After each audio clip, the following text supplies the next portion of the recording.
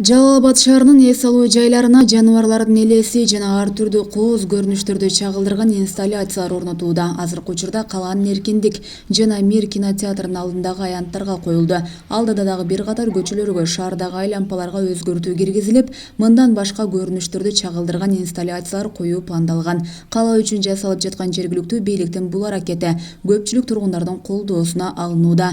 Белгилей кетсек, аларды жасатуу үчүн тендерге 410 миң сом акча каражаты коюлган. Жыйынтыгында Шамил ИКО жоопкерчилиги чектелген коому 408 миң акчага утуп алган.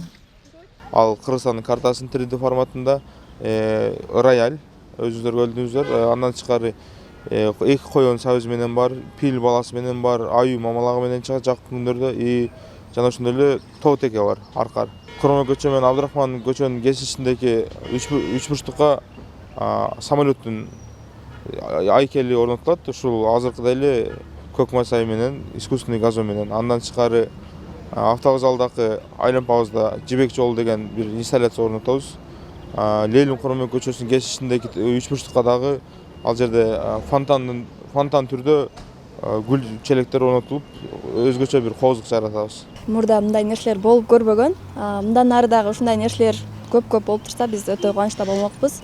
Адамдар дагы бул жерге келип сүрөткө түшүп, ушунчалык жакшы таасир алып атышат да.